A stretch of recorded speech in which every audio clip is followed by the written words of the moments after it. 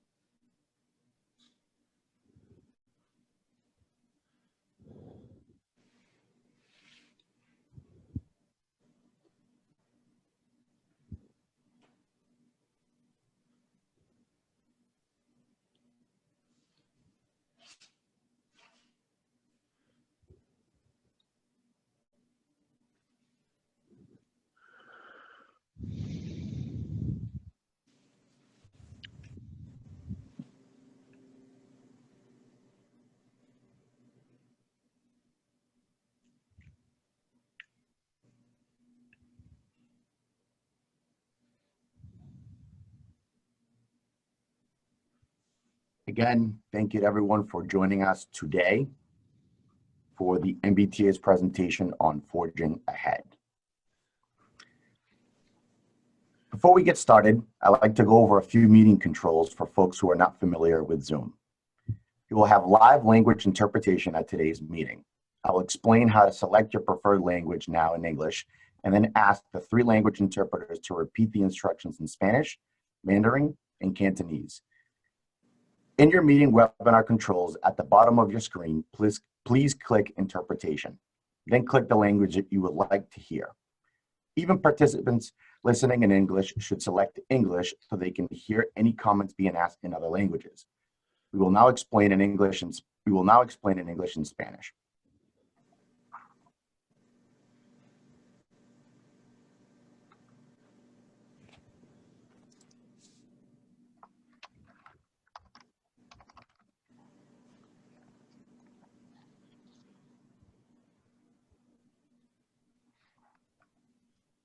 We would like to share a few tips for folks who would like to review the ASL interpreter at all times. First, keep your viewing settings in gallery mode. It should be the default setting. You can change this by clicking the bottom that says gallery mode in the top right of your screen. Gallery mode shows all presenters on the screen together. This ensures you can see the interpreter as well as the speaker. If the presenter is sharing slides, the view will change. Your screen will primarily display the slides, with the presenters and interpreters video moving to be small in the top right corner. Often, the default settings will show only the speaker, not the ASL interpreter. To change this, you can pin the interpreter video. To do this, please click the ellipses on the top right corner of the interpreter's video and select Pin Video. You will need to repeat this process each time we switch interpreters. The ESL interpreters expect to switch approximately every 20 minutes. Next slide, please. We will also have closed captions for this meeting. By default, subtitles should be appearing on the bottom of your screen. If you do not see the captions, please press the closed caption button to get them started. Next slide, please. Following the presentation, we will first answer clarifying questions and then open the floor for comments and testimonials. If you have a clarifying question, please type it into the chat pod during or following the presentation. If you have any questions on using Zoom platform, you can use the chat to the MBTA tech support and help resolve any issue you have. Next slide, please. On today's call, we're joined by the MBTA General Manager, Mr. Steve Poptak, as well as FMCB Vice Chair Monica Tibbetts-Nutt and Director Brian Lang. We would also like to acknowledge all the elected officials and their staff that are here joining us today. Now I will turn things over to General Manager Poptak to get us started. Thank you, Angel, and thanks to everyone who has taken the time out of their Saturday afternoon to join us today. We are in the process of examining our service, examining it in light of, I'd say, 2 dynamics. One would be the impact of the pandemic, which has significantly changed how people travel and has resulted in a significant drop in ridership and fare revenue. A year ago, approximately 1.3 million trips per weekday were taken on the MBTA. Now we're down to roughly a quarter of that, despite running what is essentially the same level of service. We will talk about this in greater detail as part of the presentation, but I think it's also important to note that ridership did not decrease equivalent across modes. We see ridership at about 40% of our pre-COVID ridership numbers on the bus system, while on commuter rail and ferry, it's down around 10 to 12%. So we've had a significant drop in ridership and fare revenue. And that has impacted our budget. We typically rely on, we built our budget for last year on approximately $2.3 billion budget, assuming almost $700 million in fare revenue. If we're only carrying about a quarter of our typical ridership, that number has obviously gone down a great deal. We have been able to get through last fiscal year and this fiscal year with the stimulus money that we received in the CARES Act, $827 million, but we are now looking at the next fiscal year with uncertain prospects for additional funding, and we have to start planning for how we're going to address a budget gap that we currently estimate is close to $600 million. I want to reiterate that the MBTA does not want to be in this position. It is, the reductions in service is really what we view as a last resort. And I do want folks to know who are watching this that we have looked, in every pocket we can to come up with money to support the operating budget. We estimate that we're going to generate $80 to $100 million in savings through kind of internal things at the MBTA that won't affect the level of service to customers. We are also planning to transfer over some flexible funding we get from the federal government that we've traditionally always used to invest in capital. We are going to be moving that money over in order to support the operating budget. But right now, we estimate that it's not enough and that we are going to have to make some reductions in service. Obviously, these are painful. None of us got into this business to provide less mobility. However, we also note that there is significantly lower ridership on many of our modes, yet we are running the same level of service. And we do think it makes sense to conserve our resources now in an effort to minimize the impacts in the years to come and also allow us to be in a position to restore service when it's needed. We have gone through a process to determine what services are essential that are serving transit critical populations like communities of color, low-income communities, and communities without access to cars. And we're also taking a look at those services where we are seeing ridership or we believe there's a strong propensity for ridership to return over the next year. And we've worked hard to protect those essential services and make sure that they're prioritized and that they don't see a service, to the extent that they see service reductions, that we minimize those service reductions and that they surely do not see a loss of access. Couple other points I want to emphasize. First, we are not proposing any fare increases as part of the Forging Ahead package. Also, these service changes will not take effect immediately. They will take effect over the spring and summer. We want to do it in an organized and thoughtful way, but also try to do it in a way that maximizes our flexibility.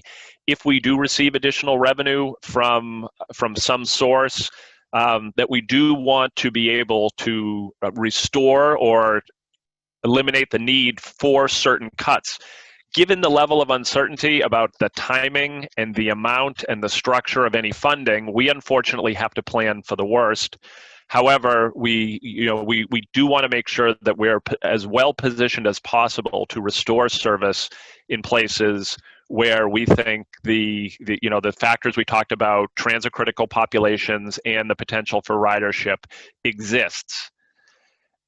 One other thing I want to address is that these proposed service changes, we enter this thinking about this as a transitional phase for the MBTA. We want to be able to preserve a foundation of essential services that will allow the T to grow back and grow back in a way that serves our customers even better. It is not a long-term strategy to retrench the footprint of the T. Rather, it is at least a short and medium-term strategy to deal with a budget crisis that has affected every public institution that I'm aware of. But for an institution like the MBTA with such a heavy reliance on fare revenue has really affected us. So again, I want to close by just saying thank you to everyone who's taken the time out.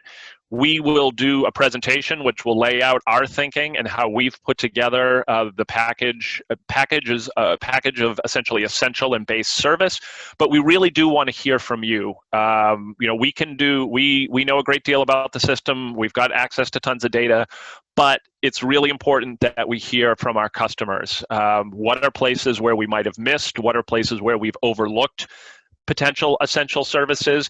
And also, what are your priorities for that moment in time when we do have the resources and we can begin to bring services back? What are the services that we should prioritize? So I will close there and hand it back to Angel. Just thank you all again for joining us.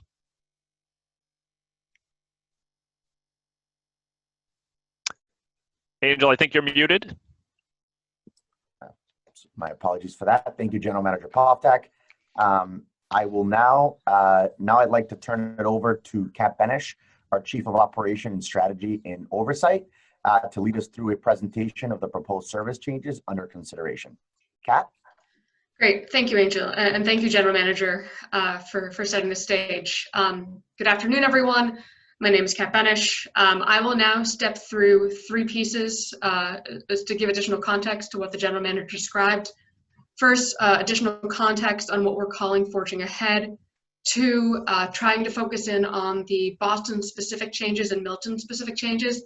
And then three, ensuring that everyone has an overview of the system-wide changes in case there are additional questions on those.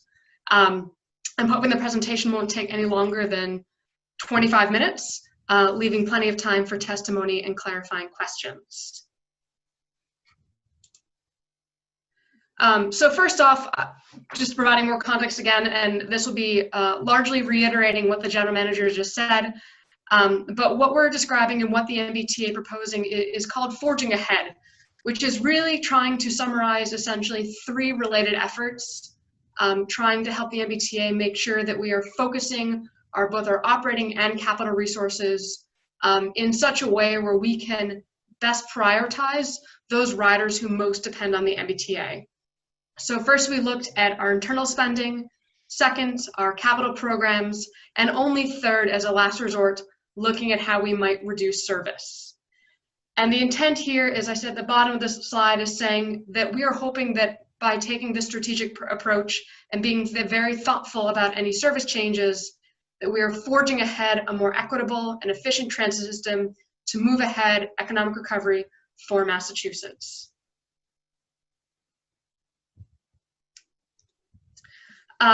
This is a slide, I think, just helpful context of the MBTA's budgets.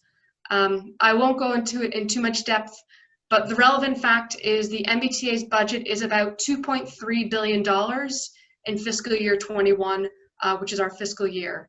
The reason I highlight the $2.3 billion is that when we talk about a $600 million deficit, we are talking about a roughly 25% of our overall budget deficit, to give a sense of the scale.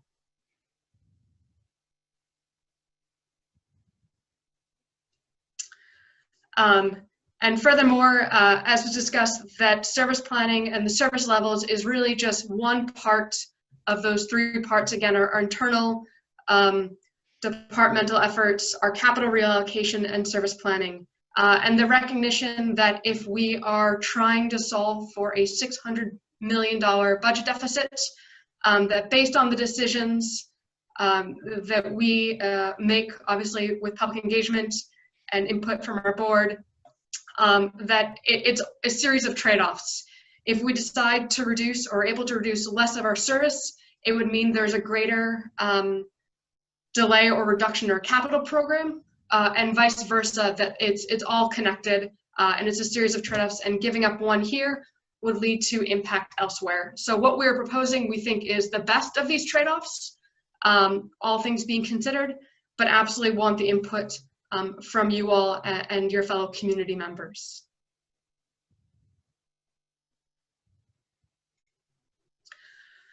This is a slide showing our ridership by... I found this on the web. Oops. My watch, apologize. This is a slide of our ridership since the baseline of just before the pandemic and the start of the essential services only ban around March 17th. And as you can see, basically this tracks our ridership every week since the beginning of March through just a few weeks ago, and each mode is a different line. So you can see yellow represents our buses, blue our blue line, the dotted black line is our paratransit, the remainder of our rapid transit, orange, red, and green accordingly, the gray line or silver line, the dotted blue the ferry, and the purple the commuter rail. And what this essentially shows is that our ridership dropped significantly since early March. It has been slowly coming back. It has been fairly flat in its return since early September. And throughout the pandemic, our blue line, bus ridership, and paratransit have been what we'd consider our most durable ridership, though you can see there's significant variation by mode. Also, as the general manager said, system-wide, we have about 25% of our ridership. We're serving about 330,000 trips a weekday, though pre-COVID, we were serving about 1.3 million trips a weekday. And yet we're still running roughly the same amount of service we did pre-COVID and are carrying only 25% of our overall passengers.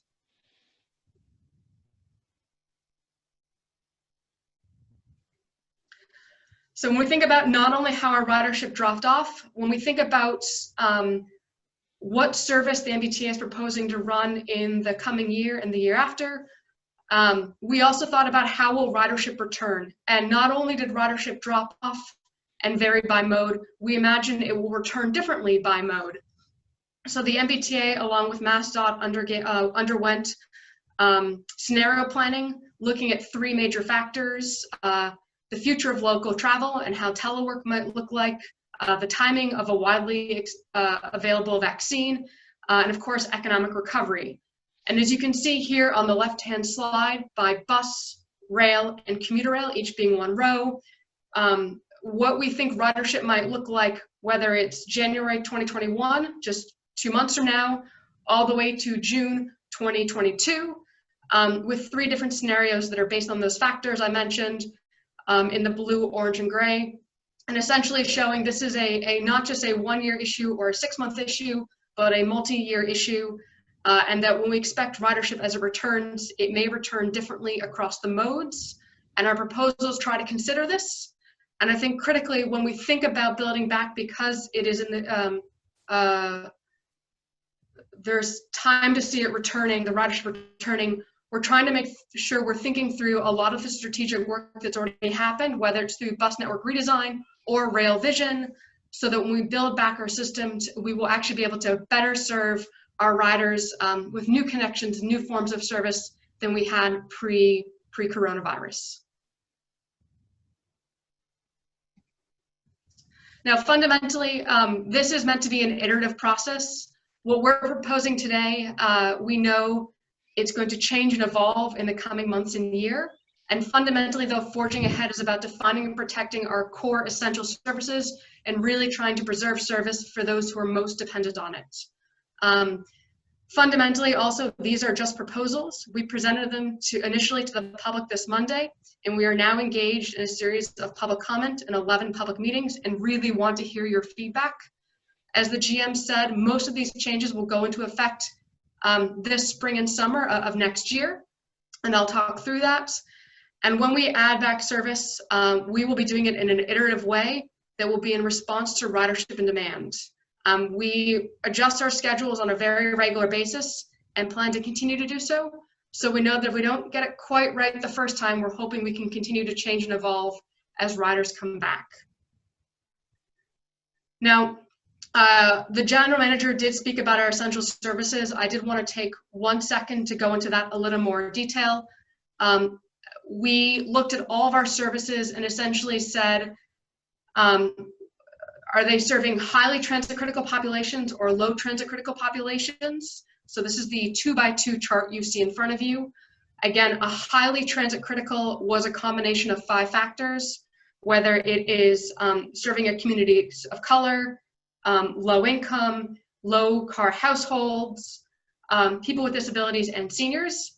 And then we also said, explored how many riders were using this mode or line pre-COVID and how durable was the ridership during COVID, as we felt that modes that were serving a higher percentage of their riders pre-COVID during the pandemic, during these past 9 months, was to us a greater indicator that these modes or lines were likely to be serving essentially essential workers.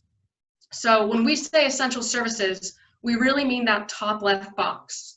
And that top left box covers all rapid transit, so blue line, orange line, red line, the green line, and Mattapan line, 80 bus routes, and the Fairmont commuter rail line. The Fairmont commuter rail line of the entire commuter rail system is the only line that qualifies as essential service. All the other modes and routes fall into the other 3 boxes, and we are considering those non-essential, which is not to say they're not important, but the MBTA is proposing to reduce service on those modes and lines so that we can preserve services for that top left box at a very high quality, reliable, and frequent service, which we actually define using our service delivery policy, which defines the MBTA's, essentially our target minimum acceptable service level by mode, things like hours of operations, frequency, and crowding. So that top left box, those are essential services, and those are the ones the MBTA is proposing to keep at or above our baseline minimum service levels while reducing the other 3 boxes. As we go into this too, I did want to restate our implementation timeline. So we are currently in the week of November 9th. So we are proposed the service changes. We are now in public engagement for all of November and December, or excuse me, for all of November and the beginning of December.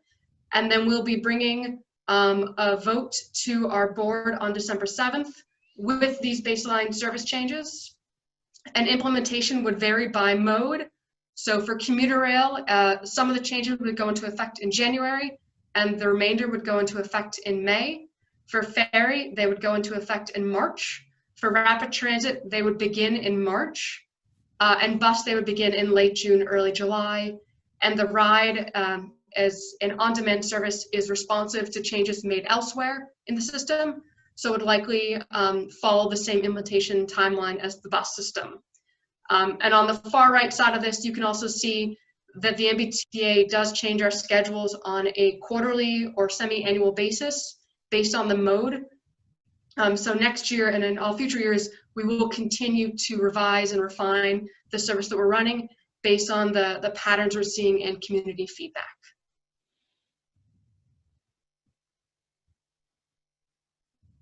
So I will now walk through at a high level what are the proposed changes for Boston, and then we'll quickly step through the changes for the rest of the system for everyone's awareness, as well as the ridership data that we use to inform our decisions, or rather proposals, excuse me. So first again, just to define nomenclature, since there are 2 new terms for the MBTA. On the left-hand side is what we said is essential service. Again, it's that top left box. It's where we see high transit critical populations using the services and high ridership. And I think as a helpful benchmark, roughly 82% of all trips that were made in fall 2020 were using one of those essential services. So they do represent more than 3/4 of all trips being taken on the MBTA today.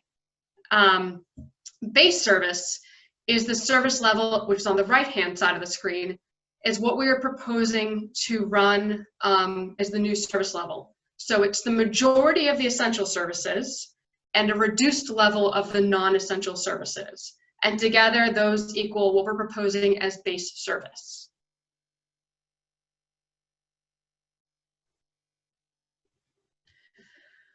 So what is the base service proposal that we want to discuss with everyone today? So base service, we're trying to say, represents quality service, so again, that frequent, reliable service for all those essential services, that top left box, and a reduced level on the non-essential service that we're hoping is still viable for those who depend on it. For many essential services, service will continue to look very similar to pre-COVID. So again, it is our hope for the vast majority of trips being taken now, the service will look very similar next year. Secondly, Because of the predicted lower ridership, we do not expect these service reductions to significantly increase crowding. And again, we have the ability to review service on a quarterly or semi-annual basis to adjust to try to respond to where there may be crowding. Base service represents that essentially for the following modes, we will be operating at or above our service delivery policy. So the Fairmont line, all rapid transit, including Mattapan, 80 of our bus routes, which I'll show shortly, and some minor changes to the ride, specifically the booking window. So when you call and get scheduled, rather than a 30-minute window, it would go to a 40-minute window. We would then propose a reduced level of service on the non-essential services, which would be on the commuter rail, reduced peak service, no weekend or evening service after 9 p.m., and some reduced midday service. We would propose reduced frequency on the remaining bus routes, including a smaller service area and some consolidated routes, and also proposing to suspend the ferry at this time. Now, to show this at a high level of what this means in terms of the overall system-wide service, on the right-hand side, you can see a map, and we'll show a zoomed-in view of Boston in a second.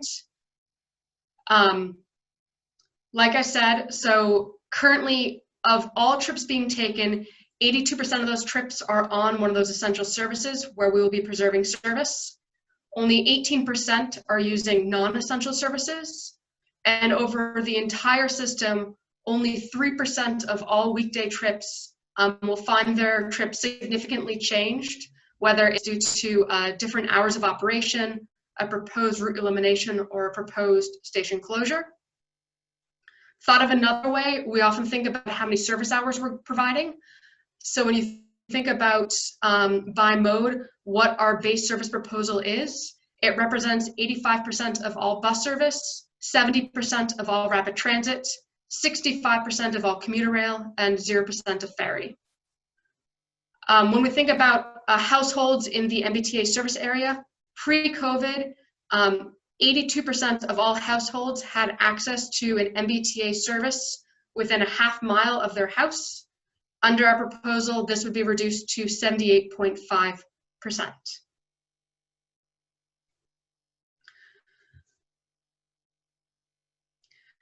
This map is a zoomed-in view of the Boston area and Milton, and this is a graphical representation, and I'll show a list representation shortly.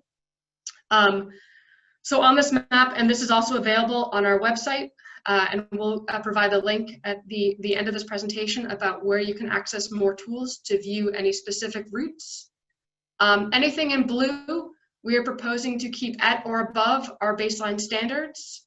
Anything in yellow, we're proposing to reduce to potentially below baseline standards. And anything in red, we're proposing to eliminate or suspend.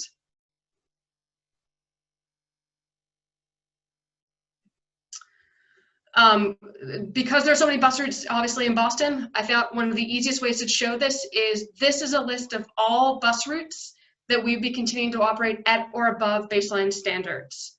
The gray calls out those bus routes that are currently our key bus routes, where we already operate at a very high frequency. Happy to come back to this, and this information is available online, but I know there are many bus routes that many of our viewers were particularly curious about, such as the 22, the 23, the 28, the 1, the 66. So all the routes you see here, we would continue to operate at or above baseline standards. The only significant change for these routes is we're proposing to stop operating them at midnight. There would be no change to start of service.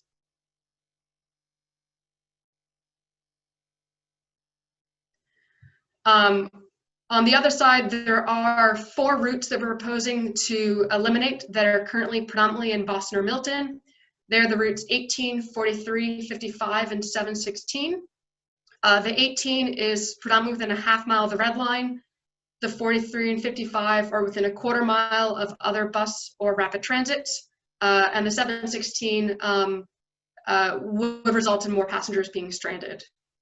There are also some routes that are also being proposed to be eliminated that are mostly outside of Boston, but listing them here because they do go downtown or do enter in the boundaries of Boston and Milton.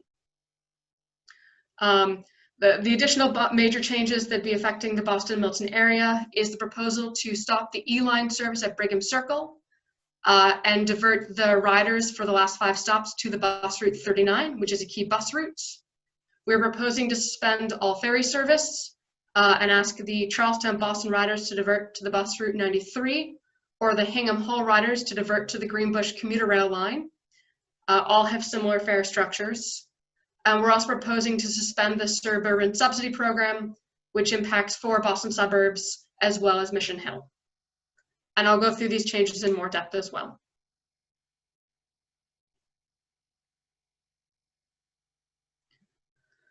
So those are the Boston specific changes. Obviously, a lot of our system does serve Boston, so I'm now going to go through each of our major modes, talk through the ridership trends we've been seeing, as well as what the proposal is by mode, and then we'll turn it over to questions and testimonial. So what you have here is our commuter rail ridership. On the right-hand side, in the dotted line, is our ridership pre-COVID, and in the solid line is our ridership as of fall 2020. For commuter rail, we are currently running, as of November 2nd, 100% of our commuter rail service, but only are carrying about 13% of our pre-COVID riders. During the peak, that's less than 10%. And after 9 p.m., we have fewer than 1,000 riders in the system. And I think one of the most notable things about commuter rail, as you can see on the right-hand side of the graph, is that we have significantly reduced peak ridership compared to pre-COVID. Our proposal for the commuter rail is to continue to operate 65% of all pre-COVID service hours.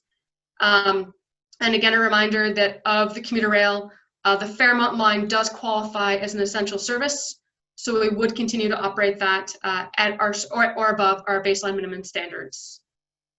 So for the commuter rail, we're proposing to stop all service after 9 p.m. The Fairmont line will likely operate a little closer to 10 p.m. We're proposing to stop all weekend service. We would continue to serve the Fairmont line, albeit likely by bus. We're proposing to decrease the weekday peak service and some midday service. But overall, we would retain about 85% of all weekday service on the commuter rail. And we're proposing to close 6 stops out of a total of 141 stops that were selected based on low ridership, how closing those stops improves operations, and the availability of alternatives, all with under 2 miles, and all have available parking. We do not yet have our specific service levels for commuter rail, so the number of trains or trips are at peak or off-peak, because we're currently trying out new schedules on the commuter rail right now and would like to see how that impacts ridership. So these are the proposed commuter rail changes.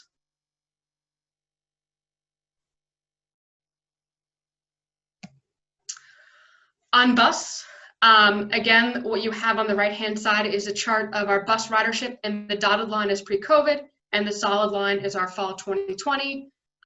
Bus throughout the pandemic has been our most durable mode by far.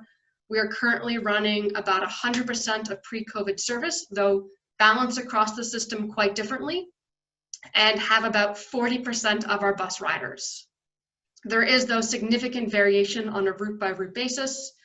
So for example, like the Route 111, we're carrying over 60% of our pre-COVID ridership versus on the Silver Line 2, which runs in the Seaport, we're at about 20% of baseline of pre-COVID ridership. And we currently, across the entire system, carry fewer than 1,800 riders after midnight.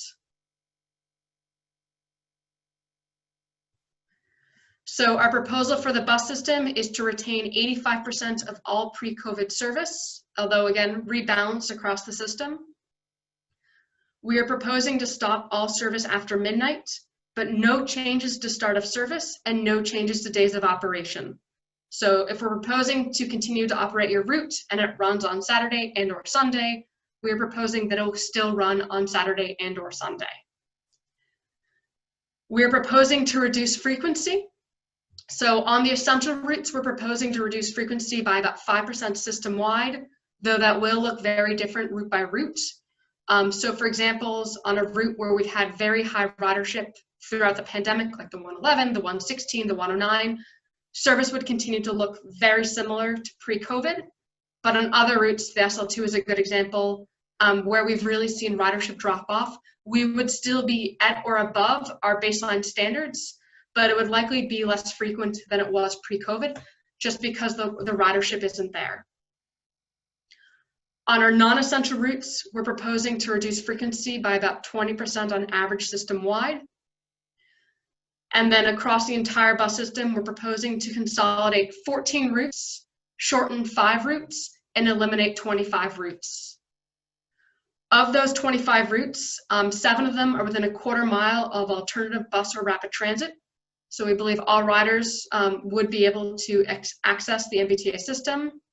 There are 12 routes that are serving non-transit critical and have very low ridership. So we believe those riders are more likely to have access to teleworking or alternative modes of transportation. And there are 6 routes that are serving highly transit critical populations, but have very low ridership and also generally have access to other bus options as well, though there would be some stranding. We're also proposing to eliminate the suburban subsidy program, which includes Mission Hill, and the RIDE, which is our paratransit service, is closely linked to our bus system. So by eliminating some bus routes or consolidating some bus routes, though we're not proposing to change the geographic area that that gets RIDE coverage, it would potentially change about 1.1% of all RIDE trips, putting them in a premium fare rather than an ADA fare, as that is based on proximity to the fixed route system. We would potentially also change the hours of operation of the RIDE to match how we are changing the rest of the system, whether it be bus or commuter rail. We're also lengthening our scheduling window from 30 to 40 minutes.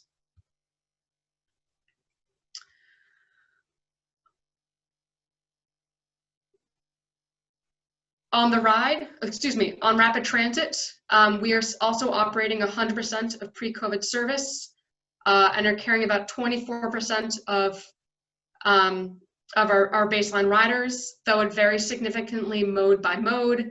As you can see on the blue line, it's much closer to our bus at around 37% of baseline versus the green line is about 20% of baseline. And we serve fewer than 800 riders in a rapid transit system after midnight.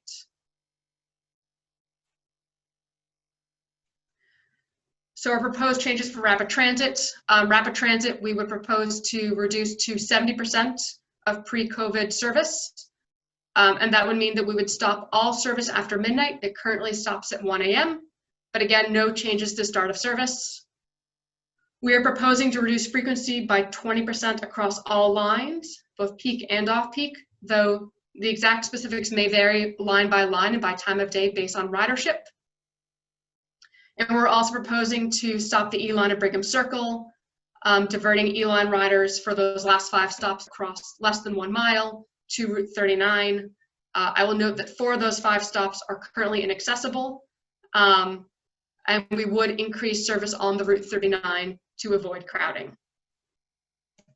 I'll actually go a step deeper on rapid transit to give what those example headways, that is time between trains. So you have here a table of our fiscal year 21 budgeted service. So what we were proposing pre-COVID, in the orange, what our baseline proposal is, and on the right-hand column, what our service delivery policy says is the minimum headways, and again, that time between trains we would want to run. So for example, on the red line, we currently run 4.5-minute headways. During peak, we're proposing to go to 5.5-minute headways, 5.5-minute headways during peak. During off-peak, we're currently at 7-minute headways. We're proposing to go to 8.5 minutes off-peak. And you can see the similar proposed headways for the orange, blue, green, and Mattapan line. The one additional thing I would note for the green line is we were also proposing, obviously, there's also an impact of opening GLX on the headways.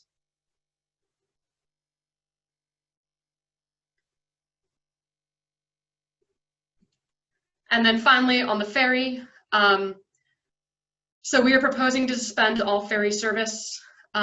We currently are carrying 803 riders a day on the ferry, which based on the number of trips we operate is fewer than 10 riders a trip. And we have about 12% of all of pre-COVID ridership on the ferry.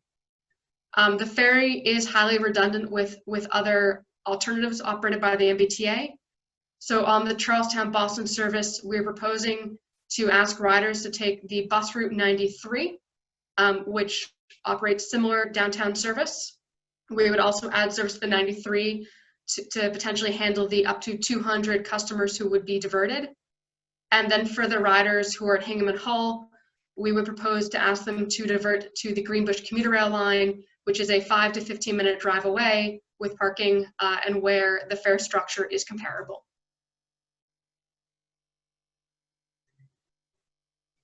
So those are the service proposals. And again, very much looking forward and very much appreciate everyone taking time out of their weekend to provide feedback and thoughts. I wanted to cover one more thing and then we'll hand it back over to Angel.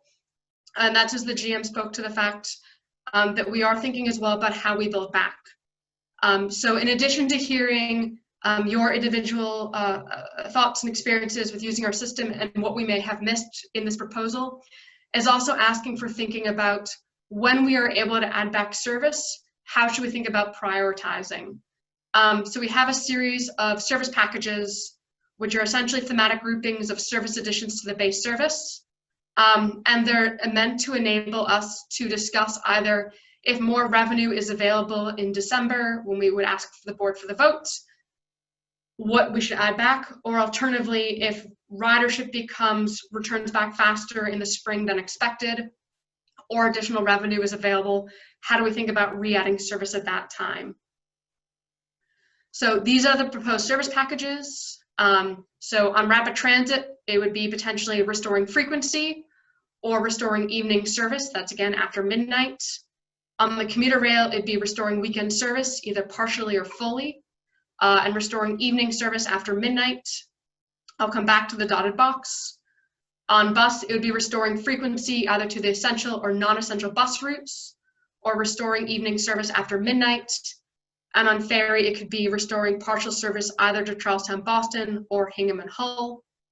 And the dotted boxes refer to, again, what we started this conversation, ensuring that when we rebuild our network, that we're not rebuilding in exactly the same way, but we're trying to build it to be stronger, more resilient, more connective. And whether that's investing in rail vision and new forms of service patterns on the commuter rail network or in bus network redesign, in creating new forms of routes and connectivity. And so very much welcome our feedback as well on how we think about prioritizing these service packages. Great. Thank you all. And now I will turn this back over to Angel. And again, thank you for taking the time to listen. Thank you, Kat. As a reminder, we will first answer clarifying questions and then open the floor for comments and testimonials. If you have a clarifying question on the presentation, please type it into the chat pod. Other questions and comments are welcome on the chat pod, but we will only be answering clarifying questions aloud. All comments are part of the meeting record and will be shared with MBTA leadership. If you're an elected official who would like to make a public comment, kindly rename yourself with your affiliation so I know I can call on you. You can rename yourself by clicking on the 3 ellipses next to your name and clicking rename. And then I'd also like to acknowledge some of the other MBTA folks that are here with us today. Those are Director of Service Planning, Mr. Rob Guptill, Executive Director of the Commuter Rail, Mr. Rob Diadamo, and the Deputy Director for Paratransit Technology, Michael Schneider. Next slide, please. To make a comment, you must virtually raise your hand. To do this on the computer, please press Alt-Y or click the raise hand button under the Participants tab and at the bottom center of your screen. On a mobile device, tap the raise hand button on the bottom center of your screen. On the phone, dial *9. Once you raise your hand, you'll be added to a queue with others who have raised their hands. I will call on folks on a first come, first served basis. When it is your turn to speak, I will say your last name or the last 4 digits of your phone number and let you know that I am unmuting you. If you are on a computer or mobile device, a box will pop up in the center of your screen. You will need to confirm that you'd like to be unmuted before you begin speaking. If you're on the phone, an automated recording will let you know that you are unmuted. You may speak as soon as the recording finishes. Once you are unmuted, everyone in the meeting can hear you. Before making your comment, please slowly state your name and any organizational affiliation. Please remember to speak slowly as we have interpreters working with us this evening or this afternoon. Please limit all comments to no more than 2 minutes. We ask that you only make one comment at a time so we can ensure everyone gets a chance to speak. If you have additional comments, please raise your hand again, and as soon as you're finished, you will be muted again. So with that, there were some clarifying questions that folks had for us. I am going to read them, and then we will try and clarify those. And then what we will do is I will allow for the elected officials to provide comment and testimonials, and then we will allow other folks to make comments as well. So bear with us as we go through this. The first clarifying question is, what specific changes are proposed to the Route 230 bus? Where exactly will its route be shortened? Thank you.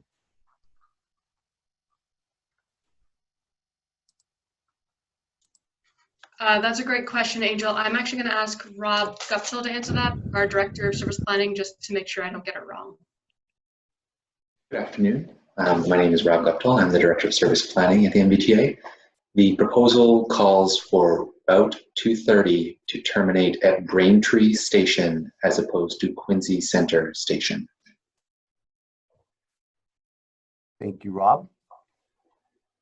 The next clarifying question was Mission Hill link definition, I think has to do with it being a small privately run. T provides a subsidy but does not manage the route. Can someone from the T clarify? Yes, so I don't follow the question, but the MBTA subsidizes 5 different programs in the Boston area, Bedford, Lexington, 2 others, and Mission Hill. I believe it is the Mission Hill link. So we are proposing to stop that subsidy. And throughout the entire system right now, we think we're carrying about, those systems are carrying about 200 passengers on an average weekday across all 5 services.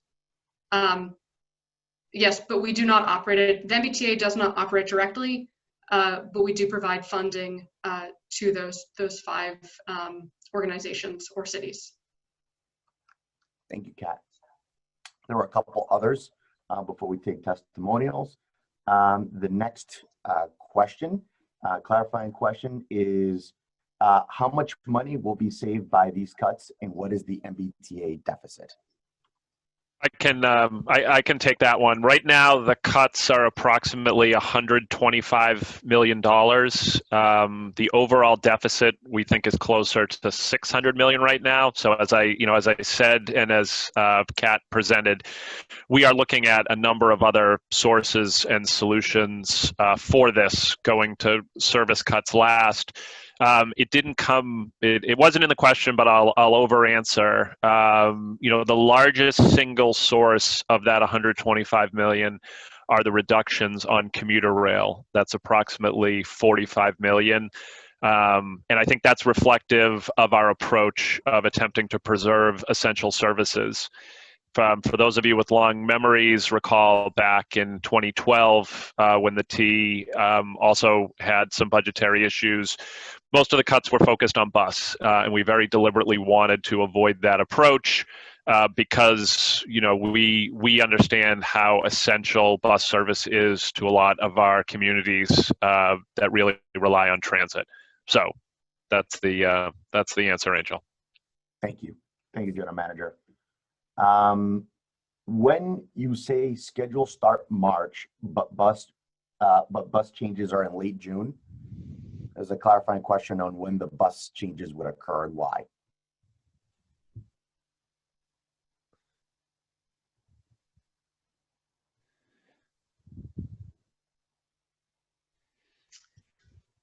Sure, so I can answer that. So we're proposing so what you have here is by mode when the implementation of the changes would go into effect. Rapid transit we're proposing in March, and bus proposing late June. There's a number of factors going into each one of these timelines, whether it's contractual, working through our contracts with both our commuter rail and ferry, which are operated by third parties. For bus, it really comes down to bus is probably our most complex mode in terms of planning and scheduling, because a change over here impacts over here. And the question really is making sure that we have enough time to implement in a thoughtful manner. We also are trying to implement and think about what is easier to unwind as well, and how quickly things could be unwound if necessary, if that makes sense. But bus is really driven by the fact that it is by far the most complex to plan and schedule, and will take about 6 months to implement.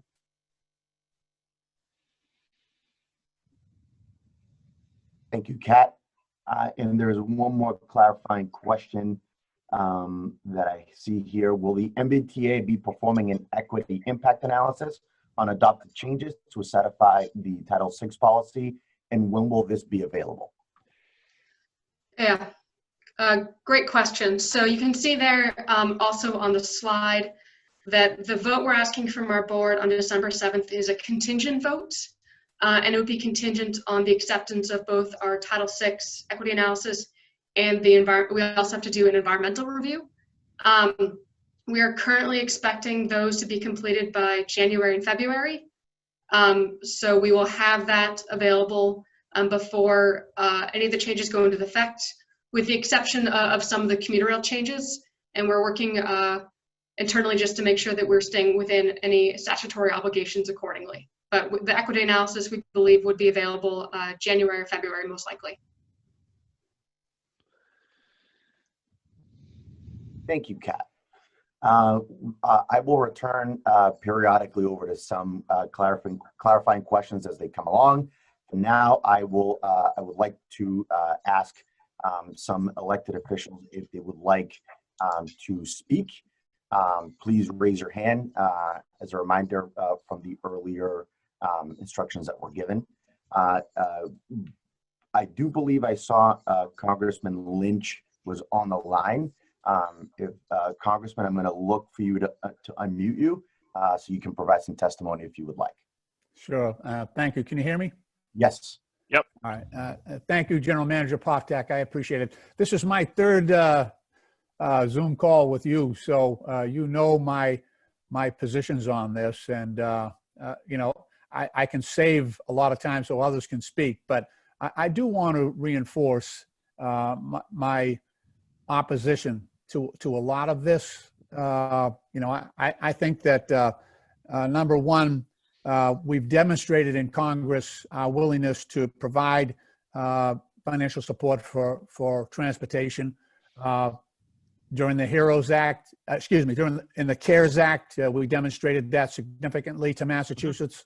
In the HEROES Act, again, we put billions of dollars into rail and ferry subsidies. So we certainly have signaled that this is all a major priority for us in Congress. And also, you know, I did on the earlier call emphasize my disagreement with some of your calculations as to, you know, transit-sensitive populations. I think I pointed out, you know, the ferries to Hull and Situate also serve a major part of the South Shore in my district, Abington, Cohasset, other communities. So I ask you to take another look at that.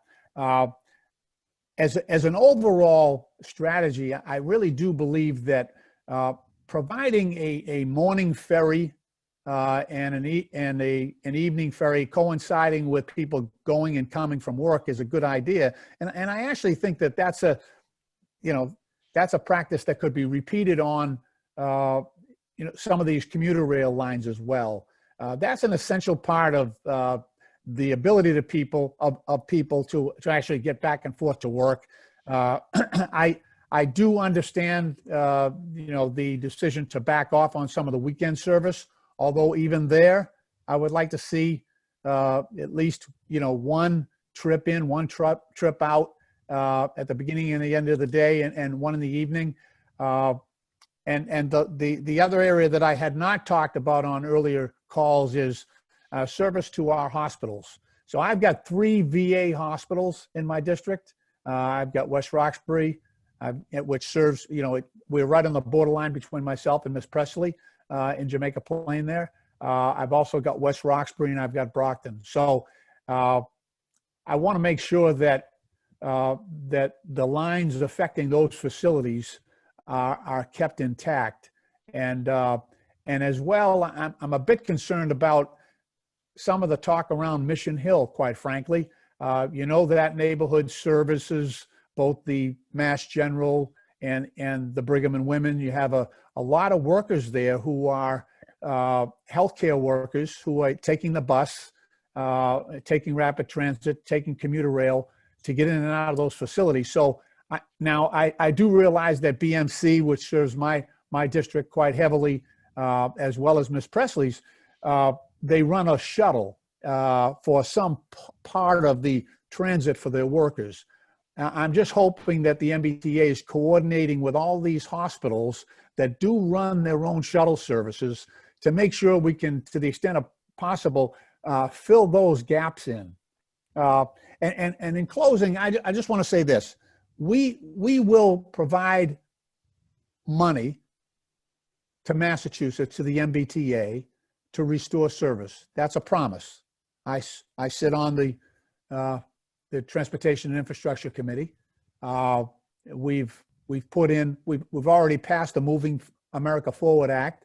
It's sitting in the Senate, but I expect that as soon as we're going back into session with the Senate on Monday and Tuesday, and I think they realize that President-elect Biden, is keenly interested in getting a big transportation bill done. But in the meantime, even without that, in the short term, in terms of an emergency status measure, the money is coming. And I'm hoping that I can blow up this whole plan that you have by simply injecting a lot of cash into the system and allowing you to restore all this service. So I do notice that a lot of these changes are slated for May and June and July. The ferry service, that's peak time for them.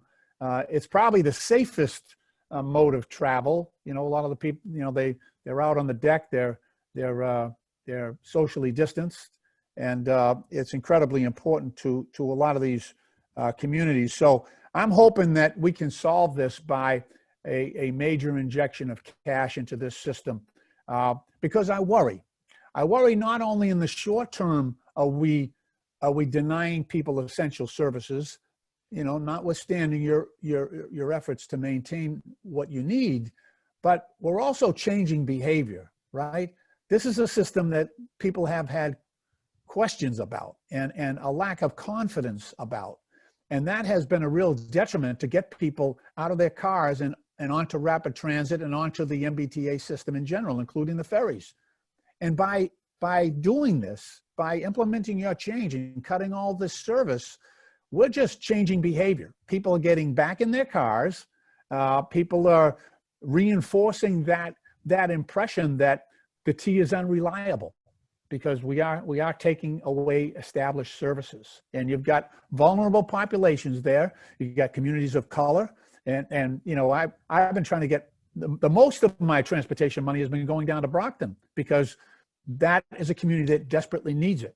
And people use that system to connect to Boston and a lot of the job market here. So there are repercussions beyond the city of Boston, beyond the nearby suburbs and those communities. You got a disability community. You've got an elderly community that is very vulnerable. You've got that veterans population that I talked about. So I hope that we are thinking really hard, and I think you have the opportunity to shave back some of these cuts. That's not a good analogy, to restore some of these cuts and rethink the impact on some of these communities. So I would just ask as a general rule, and again, I've gone on longer than I intended to, reevaluate this. I think you've passed over some communities like Hull in my district that are extremely reliant, very blue collar, very reliant on that ferry, and very sensitive to the cuts that you're suggesting. So, I saw on the list all my colleagues, my colleagues in government that are on the call, Senator Timilty and others, and I really appreciate that. And let's work together, okay? Let's work together. I don't think we need these cuts right now. I'm hoping that an injection of cash will blow up this plan, and we'll have to restore a lot of these cuts. But that's a debate we're going to have in the coming days and weeks. So that's my input. I yield back, and I thank you for your consideration and your courtesy. Bye now. Thank you, Congressman. Thank you, Congressman. The next elected that I believe I saw their hand raised was Senator Walter Timilty. Senator, did you have a few words? Hello, good afternoon, General Manager Poftak and your staff. Thank you all very much. And thank you to our Congressman, Congressman Lynch. You've done wonderful work with the HEROES Act, with our congressional delegation. And there's one thing I've noticed, pleasantly so, is that in the 18 years Congressman Lynch has represented the community that I live in, which is Milton, in my entire district, Congressman Lynch always delivers on his promises. So with that, I think we all can agree as a baseline that the MBTA is an economic and cultural lifeline for us all. And General Manager Poftak, thank you for making that happen with your team throughout the years. What I'm going to say to you today echoes a lot of what the Congressman has just said. I believe these service reductions are premature. I believe, as the Congressman has said, and the Congressman always delivers, that help is on the way. So I urge you, General Manager Poftak and your team, please reconsider these cuts, delay them, these reductions. Hold off in very plain terms, because I believe help is on the way. And once these service reductions are made, as we all know, it's extremely hard to restore them in quick order. So to each and every one of you, I thank you for this forum. Again, thank you to Congressman Lynch. This is a team effort here for our constituents in the greater Boston area and the great communities that I have the privilege of representing. My communities that I represent depend greatly on the Red Line, the commuter rail, the Mattapan trolley line, the bus services that traverse through so many towns. But again, please reconsider this. This should be a last resort, because I do believe help is on the way, and the MBTA, through the great work of the staff at the MBTA and yourself, General Manager Poftak, the MBTA is a cultural lifeline for each and every one of us, and it is an economic lifeline. So thank you very much for having this forum, and please reconsider the pace of these service reductions. Thank you. Thank you, Senator Timilty. Are there any other state electeds that would like to speak before we move on to municipal electeds? All right. Senator DiDomenico, I apologize. I'm seeing you here. We're about to unmute you now.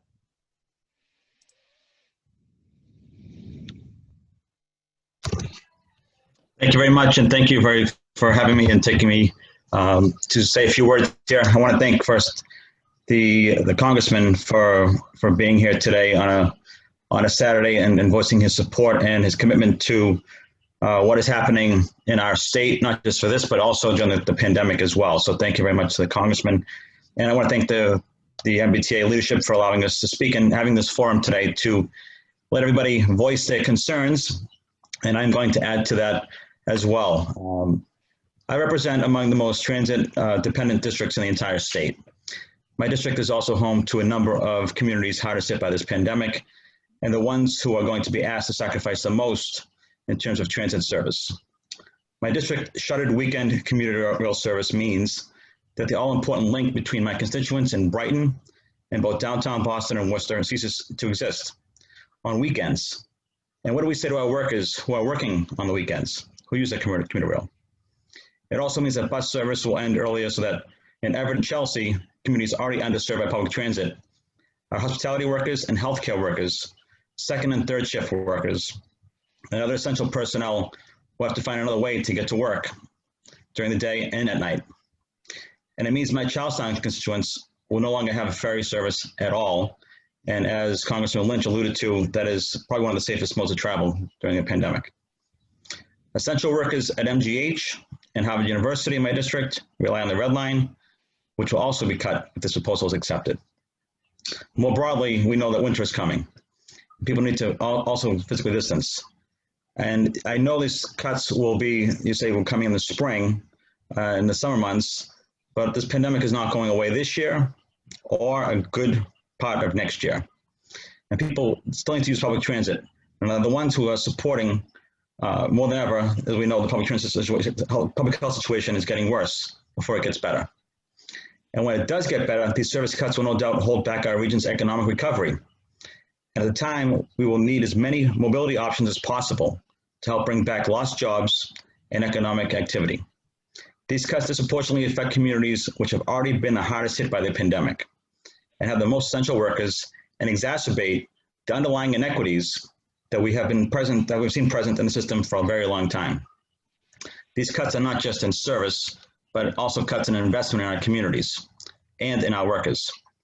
And before I end my comments, I just want to just mention, I know that when you say you want to bring back service in certain areas and you want to make things better as time gets better. But I want to remind everyone that the 57 bus, which goes right through Brighton in my district, and is an example of what can happen when service is eliminated on a temporary basis.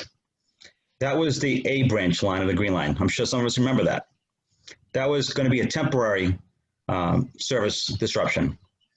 It was eliminated temporarily, but now it is gone and replaced by the 57 bus line, which in itself is getting its late night service reduced as well. So taking a double hit on a temporary closure that became a permanent elimination and now is being also reduced as well. So thank you very much for the opportunity to testify today, and I look forward to hearing the comments of the public as well. Thank you very much. Thank you, Senator. Next, I will unmute Councillor Bach. Councillor? Thank you. And thank you, General Manager. And I want to thank Congressman Lynch, who's my congressman, and also Senator DiDomenico. We share overlapping sections of a district, and everybody who's here today. I wanted to make a couple of comments on the overall cuts, and then some on the ones that are hitting my district in ways that are frankly untenable for the people that I represent. When it comes to the overall cuts, I think I want to say, General Manager, I hear your point about needing to plan ahead, but I think there's a fundamental difference, if we think about an analogy between recognizing you've got to have an uncomfortable operation and saying, well, we might as well schedule it now. And when someone says to you, well, we've got a 50% chance of needing to amputate your leg, why don't we just go ahead and do it now? And you say, hey, I think I'd rather wait and see how that other side plays out. And I think to that point about the federal aid coming, and frankly, I think the need for us as a whole political community to look again at state resources and how to raise revenue here, like what you're talking about for the people in my district is like a fundamental amputation in a way that it's really very hard, nearly impossible to see us coming back from. And I think that when you're weighing it that way, that the need for us to delay and not make devastating cuts like this right now is just essential. I agree. I would like to know how the T is factoring the way that its own decisions here create a feedback loop in terms of people's necessary decisions about how they're going to get to work. I think it's impossible to see this as not utterly at odds with our climate goals. When I think about the higher asthma rates in parts of my district that run along the highway, the impacts of people having to switch to car service. And again, that's the other thing about starting these sooner rather than later, is that you encourage people to make those mode shifts. And then I think it's really hard for folks to come back from that. Specifically with regard to some of the cuts in my district, I want to piggyback on what the congressman said. We have the Boston JP VA hospital, which is, as you know, a major hub, even in COVID, is still seeing 700 veterans a day face-to-face, is at the Heath Street stop. And that's something that our folks, you know, from all over the region coming into North Station, going to the people who live at the New England Home for Veterans, are taking the Green Line out to go to. We had a rally there on Wednesday, and we heard from a representative of the disabled American veterans talking about how essential this was. We heard from, we received a letter from the medical director there just talking about the really bad impact this would have on their staff and patients. And it's not the only regional hub out there. We've also got Sherrill House is a major rehab hub for a lot of people. You've got the North American Indian Center of Boston out there, which has people coming from all over. So I think it's just really important to, when we're talking about essential, to weigh the use of these regional services. And I think it's worth noting that there is a fundamental difference in kind between an elimination of service and a reduction in service, because with a reduction in service, you're going to be able to see people coming back in a way that justifies that increase.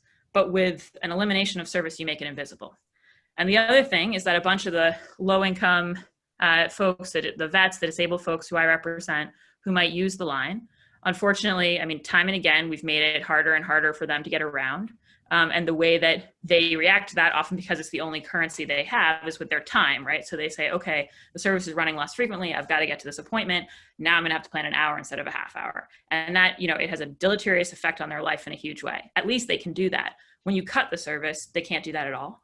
And I just think that when I look at the idea that I think it's in the appendix to the original presentation, you know, when you talk about cutting the E-line here, you're talking about, I think, $500,000 in savings in FY21.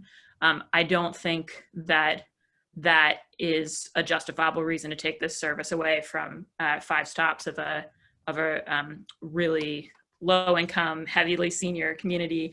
And to the points about accessibility, I would hate to think that the T was using this crisis as an opportunity to get away from investment in a line that has needed for a long time to have better access for folks with disabilities. And that is certainly how it seems to me. And the other thing that I will just say is that I think we're really in a chicken and egg situation. When I think about the E-line and I think about the 55 bus, which I also represent the folks who take that from West Fenway, in both cases, and actually the Mission Hill Link as well, which is one of the suburban, although not suburban, services that runs over the hill, the people who aren't using it in the crisis are the people, largely low-income seniors, who we have been begging for months to basically stay home. So we have been sending this really strong message, stay home, please do it for your health. And frankly, they've been listening. I mean, Mission Park, which houses more than 1,000 seniors on the E-line in my district, is normally a huge social hub. You got folks bopping back and forth between Chinatown and Mission Hill on the line all the time. Right now, those folks are at home, and they're at home for good public health reasons. And the idea that we would use their absence from the line as a justification to take the line away from them.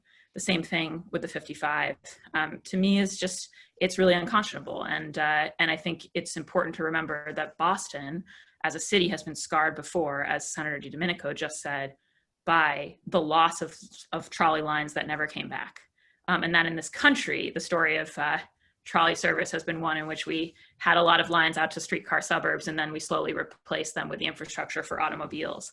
And how Massachusetts can possibly move forward in a way that is genuine when it comes to transit justice, when it comes to climate justice, with these kinds of cuts, I can't imagine. And so I've taken a lot of time. The one additional comment I want to make is that I've heard a lot about the idea that the 39 bus runs along the section of the E-line that's being closed, and that therefore it's a redundant service and we can shift folks onto the 39 bus. I have a couple of comments on that. One is that you only have to have ever tried to help an elder cross Brigham Circle once in your life to know that the idea that we're going to take everybody who we're talking about and have them get off at Brigham Circle and cross over and wait for the 39 bus is crazy. The other thing is that the 39 bus is itself, right, one of the most used lines in the system. It's most used by low-income folks. It doesn't have good space for if you're coming in with a wheelchair or a large mobility assistance device, and people wait for it a long time. I hear about it all the time. And the other thing is that, and this is a question that I would love the T to answer, my understanding is that as we think about responding to folks coming back eventually and needing to serve them on our bus system with sufficient COVID spacing, that we are genuinely at the limits of how many buses we have to deploy in terms of like giving those lines additional capacity to be safe.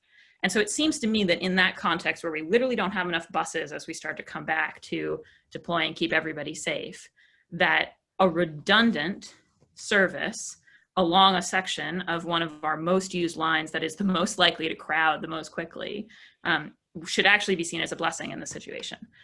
So I think it seems like the plan to potentially increase the bus service on the 39 to deal with the e-closure is only going to work for a limited period of time. And so I would just urge you in closing, not to close the E-line stops, not to eliminate the 55 and the Mission Hill link, to really talk seriously to the VA about the needs that our veterans have for that line out to Heath Street.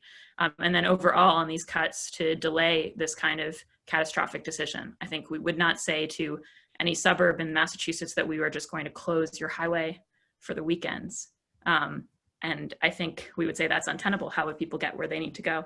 And I think everyone on this call knows that that the T is the it's the lifeblood, it's the veins of our system in Boston and beyond. So I would urge you to delay and urge the FMCB not to vote for these cuts in December. Thank you. Thank you, Councillor. I would like to ask, and I'm going to mute Mr. Chris Osgood from Mayor Walsh's office to say a few words. Thanks so much, Angel. As Angel said, I'm Chris Osgood. I have the honor of serving as Mayor Walsh's Chief of Streets, and on his behalf, I want to first thank the Congressman, the Senators, the Councilor for their great leadership on this, and really in many ways to echo their comments. I also want to express appreciation to the General Manager, to Kat, to Monica, the entire MBTA team. We recognize the financial situation that you're in, and we know you put in a lot of effort to protect the highest ridership routes, to most importantly, think about the most transit critical communities. And I appreciate the GM's point. This is the last sort of plan that you would want to actually put forward. As the councilor said just a moment ago, the MBTA is an absolute essential service for our region. It's essential for how we get through our public health pandemic. It's essential for how we reopen our economy in the year ahead. It is essential for how we reach all of our long-term goals around equity, around climate, around economic growth. And it's for that reason that Mayor Walsh feels like the significant cuts that are being proposed should not go forward. During the course of a public health pandemic, as the Congressman said, as the Councilor said, as many people have noted in the chat, we should not be taking away light rail service to a veterans hospital.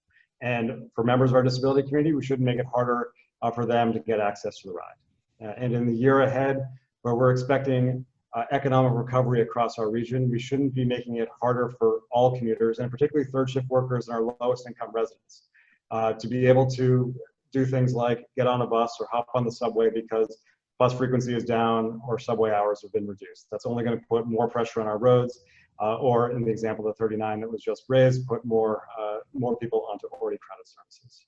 And on beautiful sort of weekend days like this, as we think about sort of the year ahead, we shouldn't be taking away weekend service on the commuter rail as we're hoping to welcome sort of tens of thousands of people back to venues like Foxborough or Fenway or the Boston Garden, or many of the places sort of across the entire Commonwealth. Without question, this has been a tough year. We recognize, as Kat, you well documented, that ridership is low and the budgets are tight. But the foundation that we put in place right now is critical for the sort of recovery that we're going to have. Is this going to be a region that's going to recover quickly? Are we going to be a more equitable Commonwealth coming out of this? Are we going to be able to shift more people to transit to be able to reach our long-term climate goals? We certainly can do all of those things, but only if we have great transit service from the start of our recovery. So with that in mind, and again, on behalf of the mayor, we look forward to finding alternative solutions to the budget challenges that the MBTA has, working in partnership with the great leaders at the state and federal level to not move forward with the significant cuts that have been presented today, and really make sure that what we're investing in advances best the health, the economy, and equity of the Commonwealth. Thank you so much. Thank you, Chris. I'm going to do 2 clarifying questions that I see here, and then we will go to comments from the general public. The first question is, when will printed bus schedules come out when changes are made? Will they be at least a few days ahead of the plan changes when they go into effect? Kat, I mean, you may have a more precise answer, but yes, we will ensure, again, this package is now just a proposal. It will be voted on. We are planning for a vote to be held on December 7th. So, you know, I think there is not still full certainty. What you have before you is a proposal. We will have a number of months to not only plan this internally, but also communicate to our customers and make sure that they understand what changes are being made. Kat, you may have a little more precision on the actual timetable. No, I think General Manager, you said it well. The only thing I would add is we would do at the very least whatever is our current practice. So the number of days before a new schedule goes into effect, I believe we make paper schedules available for all the modes. The one thing I would say is when we do a major change like this, so I think the Better Bus Project was probably the most recent example for bus last year. We did try to get the schedule changes out there a couple weeks in advance, getting down to the specifics of like what time to the 7:05 bus, the 7:10 bus, and we would probably try to do something similar for this too, just to get out this schedule specific information in advance. Thanks, Kat. And now we will go to public comments or comments from the public. Christine A., you, I believe, have raised your hand. Yes. So I have been a longtime T writer, and I am kind of, just like with everybody else, very upset at these cuts that are going to be happening because of the fact that the T hasn't really managed their budget too well. I know that there are service cuts that need to happen, but I think the extent that they're happening is awful. It is going to affect communities that obviously are the ones that are on the front lines.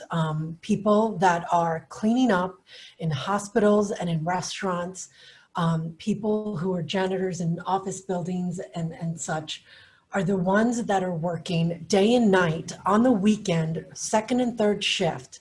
If you have ever taken to anybody that actually works for the T and taken the train or the bus, you would know that it doesn't matter what time of day or night you take it, it is always filled with people right now and has been for the past several months. I have been one of these people that takes the orange line, the red line, the blue line, the green line at all hours, several times during the week for various reasons. And I'd like to know how we're supposed to stay 6 feet away from somebody when the trains and the buses are packed. You completely disregard the fact that it's, marginalized communities and people that are suffering from COVID. And yet what you're doing to our communities is, it's incomprehensible, and it is just outrageous that this is what you're doing. You're supposed to be helping people get to where they're supposed to. And the things that have been proposed, which I know have probably been in the works for I don't know how long, but it's just ridiculous that this is the solution. It is completely unfair what you're doing to this city and to the people who have to travel in and out of this city because of the fact that they don't have housing anymore, because of the fact that that has been taken away, because of all the luxurious, lovely developments that keep coming into this city, and people have to move further and further away. And they have no other alternative but to then take the commuter rail or sit on a bus or 2 buses or even 3 buses to get to where they're going. And it is completely outrageous that this is what the outcome and what has been proposed. It is ridiculous. I am so upset that year after year and time again, I go to these meetings in person and I just always end up with all these different scenarios that nothing ever changes, nothing ever gets better. It only gets worse. You do all these service cuts and you raise the rates, and it's awful. It is just awful to have to deal with this, and it is completely unfair, and you have to do something else to be able to provide a service to people of the city and the neighboring towns, because this is not a solution. You really have to look at what other cities have done outside of this state and make better decisions, because this is not going to help anybody. Thank you. Thank you. I am going to unmute Miss Louise Baxter, and then I will keep moving on. Okay, yeah. I want to thank Lynch for promising for more money. And I would like to know if you could consider holding it off to see if we get more money. And I don't think this is just a T problem. This is a society's problem. That society, since the 70s, we've been disinvesting in public goods. And I encourage the congressman to go for more money. We need to invest more in public goods, because they said when World War II, when they cut out some service to small towns and everything, regional inequality increased. And it's needed for the function of society, for our society not to fall apart. And I mean, all this is, and throughout history, you've heard the vulnerable, the minorities, the low income. And I think we have to invest in public goods where we all share now. And the key wood is a very good thing to keep business and us together. It's very important. And I thank these senators, and I encourage them to get a lot more money in the view that we have to invest in public goods. Thank you. Thank you, Ms. Baxter. Next, I'm going to unmute Mr. Joe Gravelise. Thank you very much. So I live on the Blue Line corridor, and the Blue Line corridor, as I know, will be, in theory, well served even with cuts, because it's considered a core service. You know, and the reason why I want to speak about this, others are going to speak eloquently about the impact on essential workers of cutting the so-called, you know, low priority services like the bus routes and like the commuter rail. But I want to discuss how mothballing commuter rail service, and that's what we're going to be doing, will hurt even those of us who live in communities where we have core service, you know, where we might never take the commuter rail. So communities like East Boston, like Chelsea, like Revere, face development and displacement pressures because these are the places that have access to jobs and to transit hubs. We need to create more of these spaces in order to ease the pressures on communities like ours that are driving up prices. This is something that Governor Baker has, in theory, shown that he understands through his housing choice bill. You know, in the housing choice bill, he's talked a lot about how a lot of these communities that are along the commuter rail corridor, if we invest in them and, you know, build housing around these stops, that can help reduce some of the price pressure that's on communities in this so-called core area. But if we eliminate weekend commuter rail service, if we continue to make the commuter rail not a reliable and viable option, these are not going to be places where people can view themselves as being able to live and rely on public transit. So we can't be making long-term decisions that are going to impact long-term economic development and housing in Greater Boston based on the short-term COVID crisis. We don't know when the crisis will end, but we did get 2 bits of good news just in the last week. We know that we have a new presidential administration coming in that will be open to providing resources to communities like ours. And we got some news about further development of a vaccine. So we could be seeing light at the end of the tunnel. Anyone who's seen the fact that people are still clamoring to indoor dine and go to restaurants, even in the middle of the raging pandemic, knows that Americans are hungry to resume their normal lives. And if we have the public health situation to be able to do so, they will. And service will, or ridership will come back if we provide the service for it.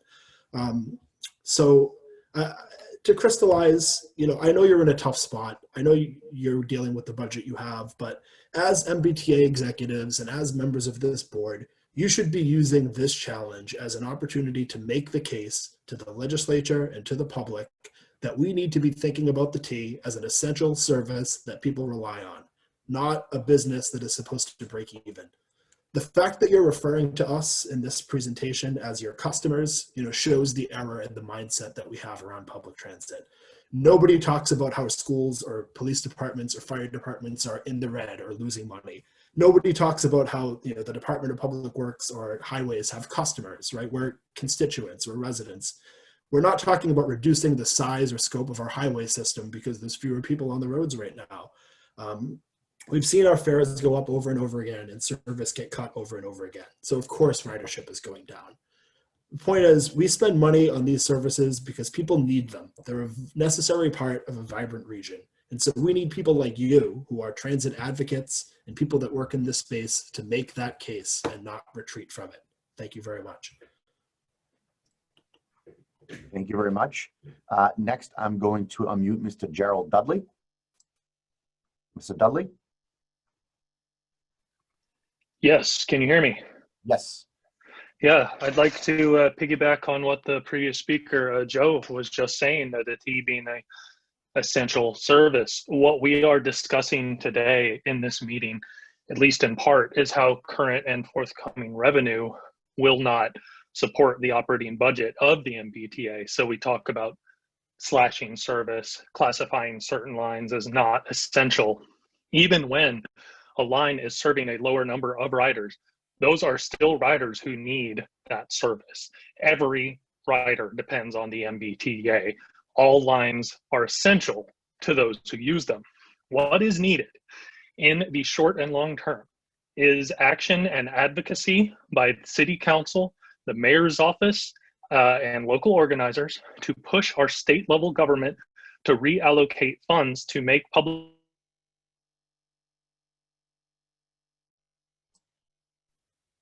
and state overspends on policing, which does not serve public safety or public interest.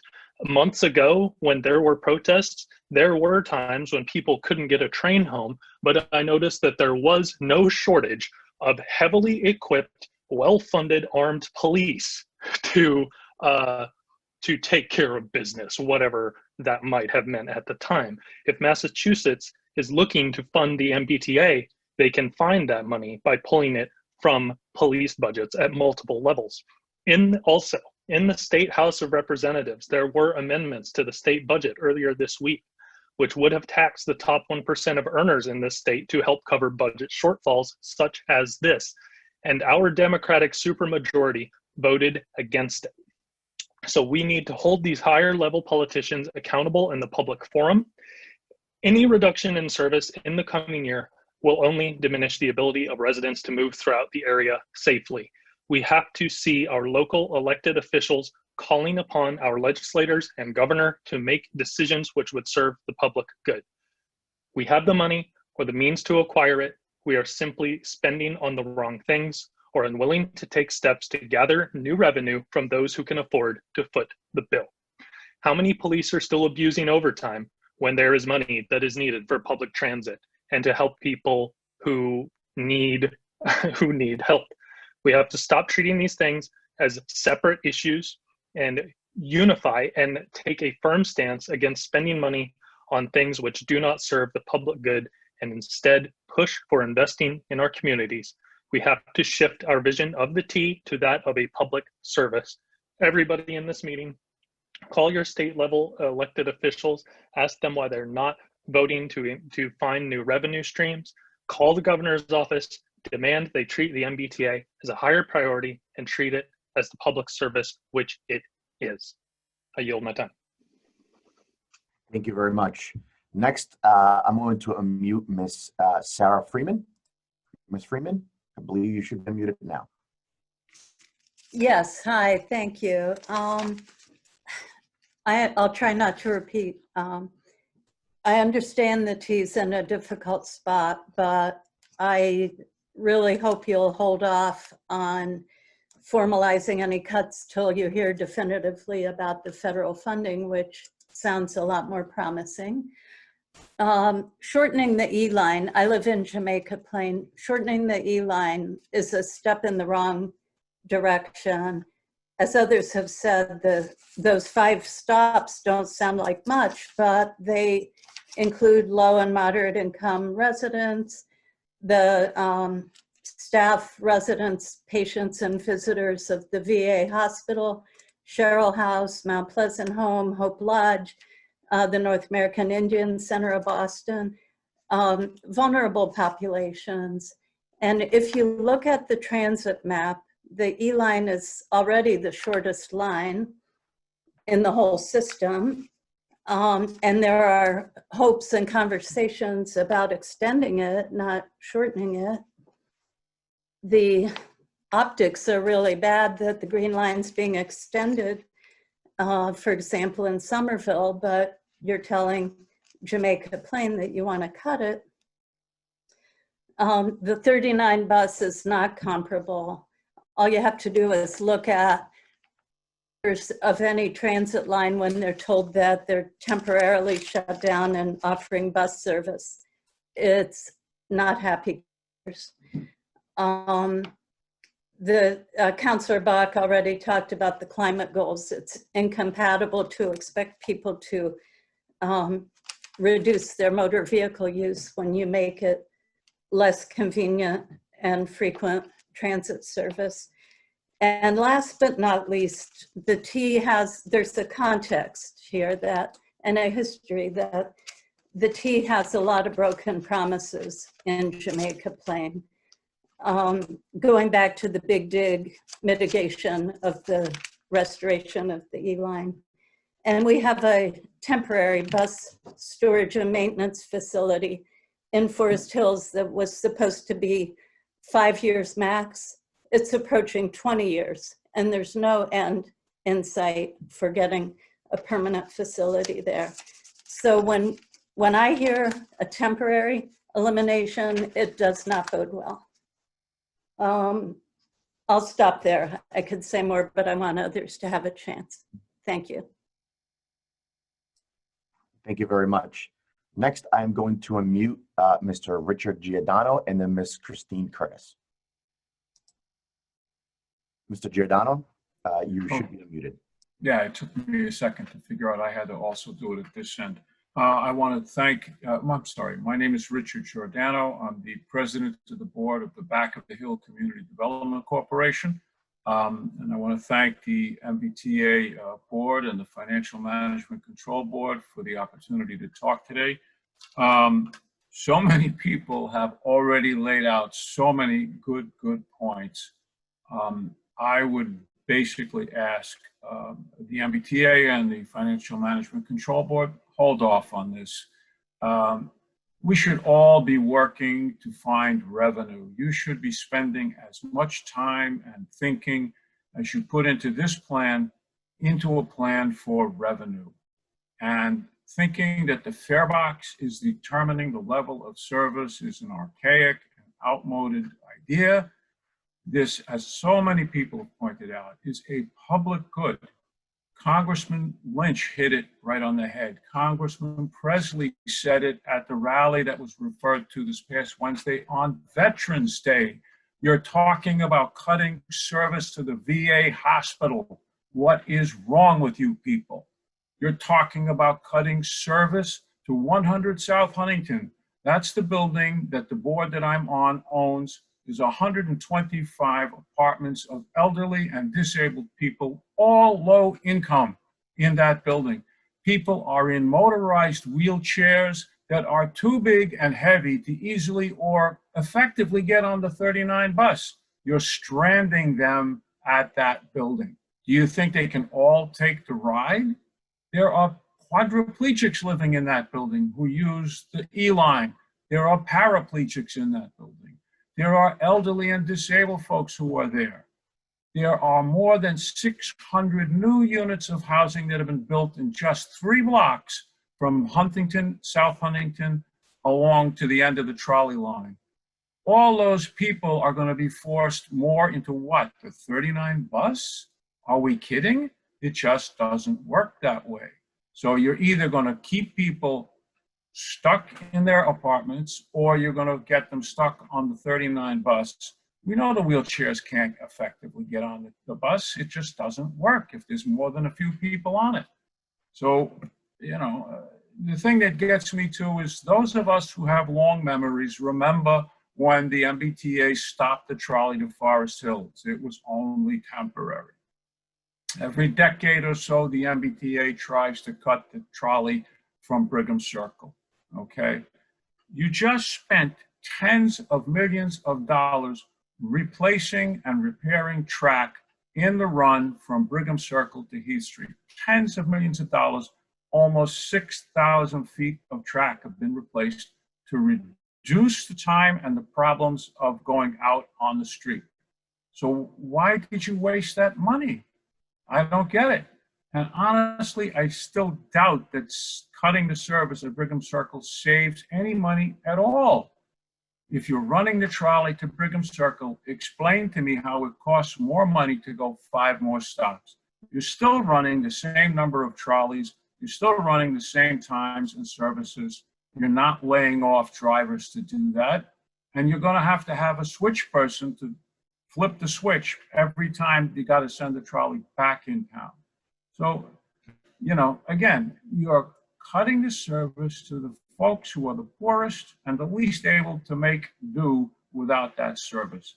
It is a public good. This isn't a luxury. You're not talking about people stopping driving their Cadillacs. They need the E-line going to Heath Street. And for that matter, we need the Mission Hill link. That's the same effort and problem that we're trying to address here. Folks from Alice Taylor take that to get over to Brigham Circle to shop. Those are public housing tenants who need that service. They're elderly, they're disabled. They can't walk a quarter of a mile, and it's probably more like a mile to get from Alice Taylor over to Brigham Circle. So again, that's about $50,000 a year to subsidize the Mission Hill link. Are you telling me that's what's going to solve your financial problem? No. We got to work together to pass budget amendments or bills in the state legislature. There were 2. I put them up on the chat. Amendment number 700, transit is essential. Amendment number 619 was going to put fees on the Uber and Lyft cars. There's the Congressman Presley and Congressman Lynch telling you there's money coming. Why are we doing this now? Why aren't we all working together and spending this amount of time and thinking, why aren't we looking for money? Instead of saying to us, oh, here's what we have to do. We have to cut and hurt the poorest, people of color, the disabled, our veterans. This makes no sense.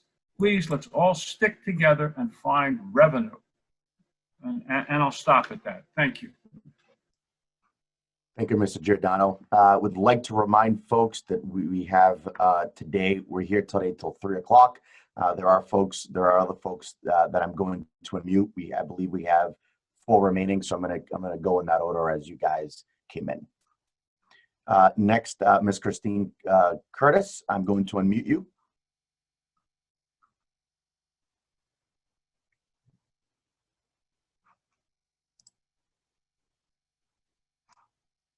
Ms. Curtis? We might be having a bit of a technical difficulty here. I am going to go to Evan next and unmute, and then we'll see if we can get back to Ms. Christine Curtis. Evan? Hi. Basically, I want to echo the comments that were previously made, particularly by Louise Baxter and others. Yeah, the A-line was cut short and then removed. And that officially didn't happen, I think, until the 90s.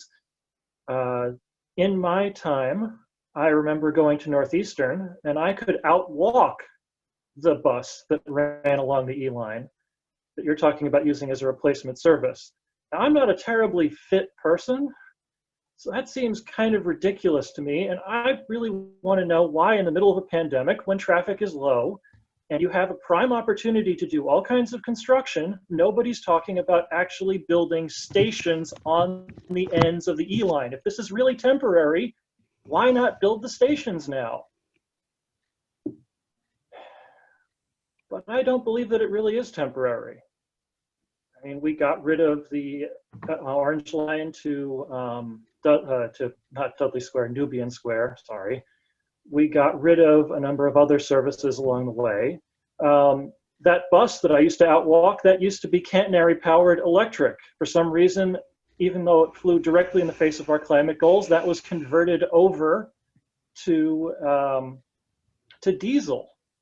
And I see that that's about to happen potentially in Cambridge as well, which is just appalling. Yeah, no, this is nuts. You went off and tried to buy lithium-ion powered buses, which I and other people warned you were not going to work. And I know for a fact from talking to people inside the MBTA that there were folks inside the T who tried to warn you that they were not going to work. The thing is, though, that I don't actually reserve the most of my frustration for you folks on the board and the general manager's office, even though we've been through 5 general managers in 5 years. You know, I can't really trust, forgive me, Steve, that your word means much because you're in a revolving door job. I mean, I believe you when you say you're trying to do the best thing possible, but I don't know that you're going to be there by the end of this year.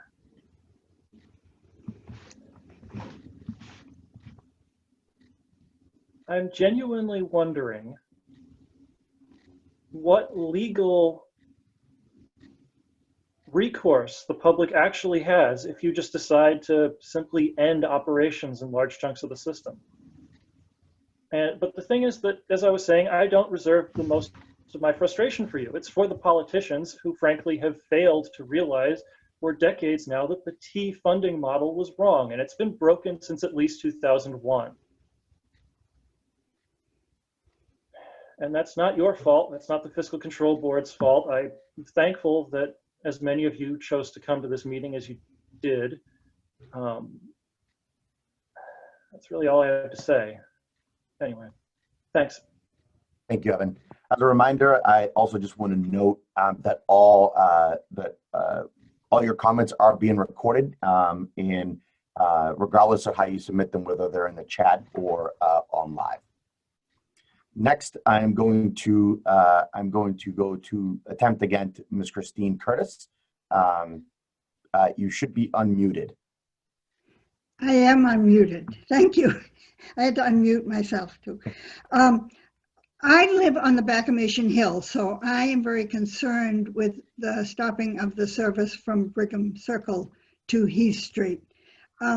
A lot of people have already said a lot of things that I would have said. I agree with all of them, particularly Rich Giordano, who is a neighbor, and also I am also on the board of the Back of the Hill organizations,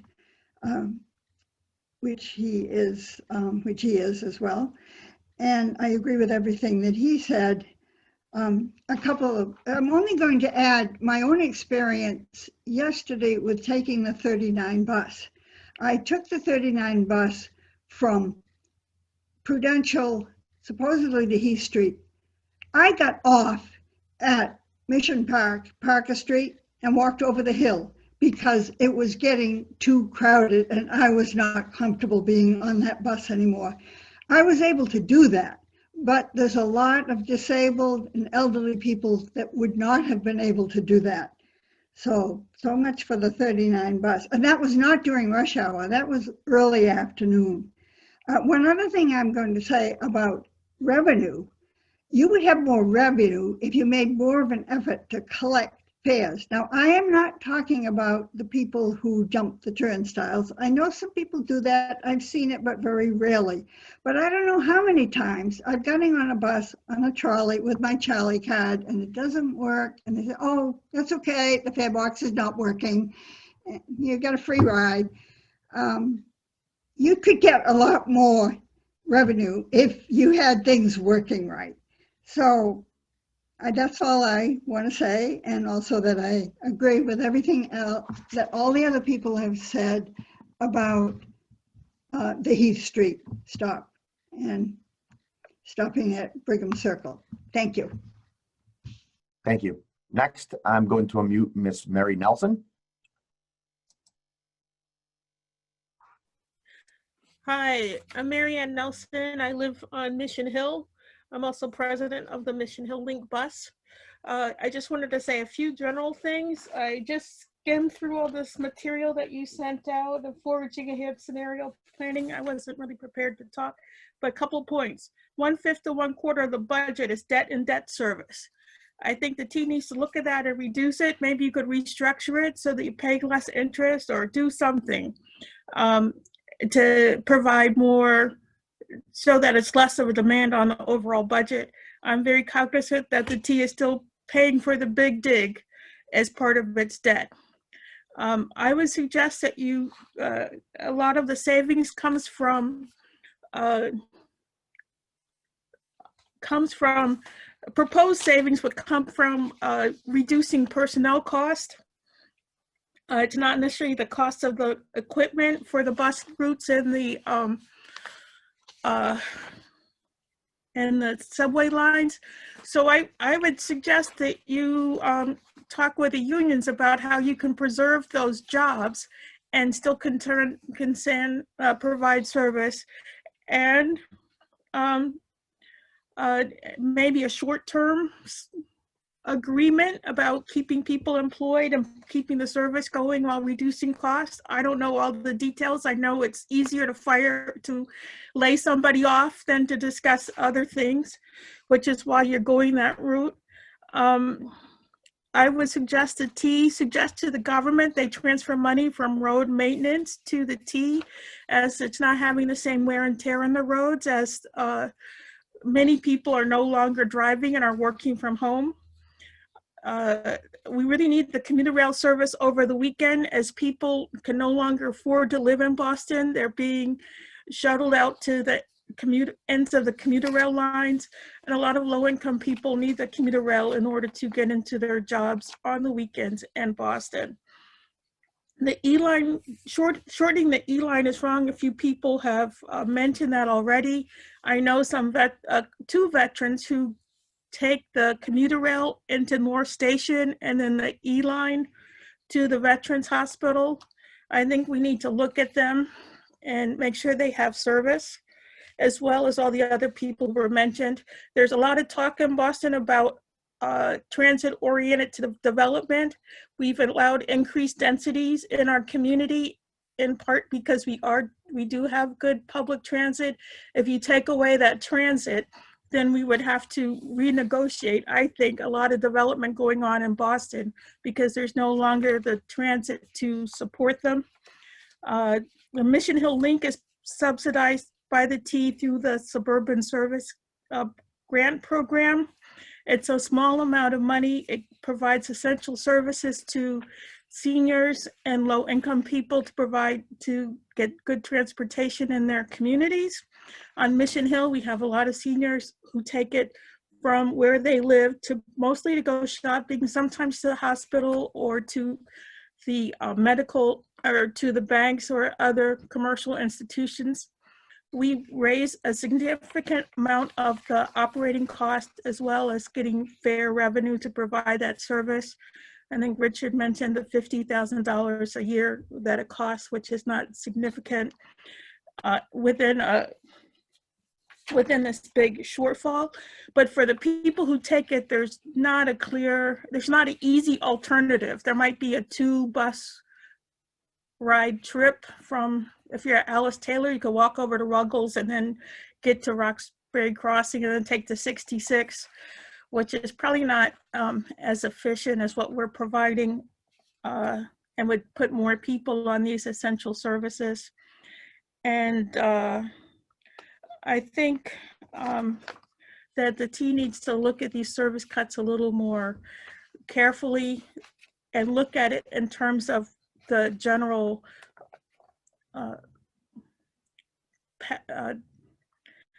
housing patterns that are being developed within the region so that riders can get the service they need in order to get where they need to go. And it's mostly the essential workers who will still need to be coming into their place of employment over the next few, next six to 8, or maybe even from 12 months.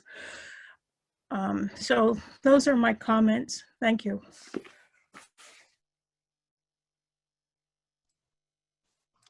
Thank you. I would like, again, to remind folks that you can still make your voices heard. It is 3 o'clock. It is about to be 3 o'clock. You can still get your comments in at mbta.com/forgingahead.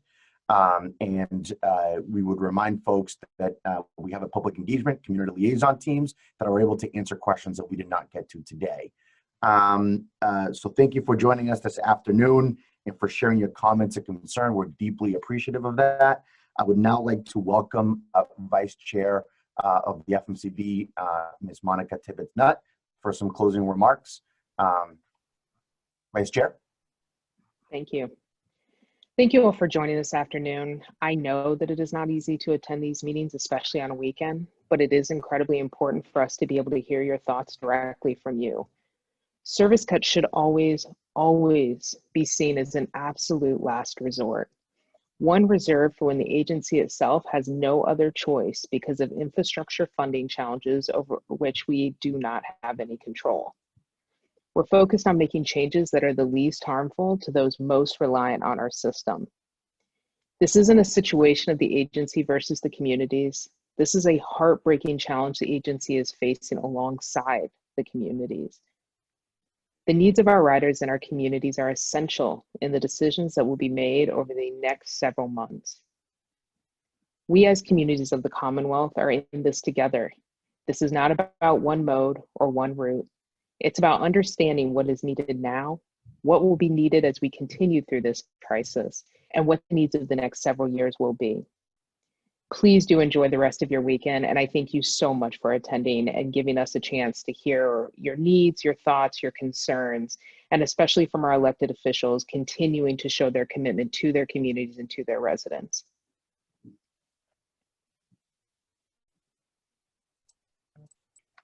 Thank you, Vice Chair. And with that, we would like to conclude today's hearing on Forging Ahead.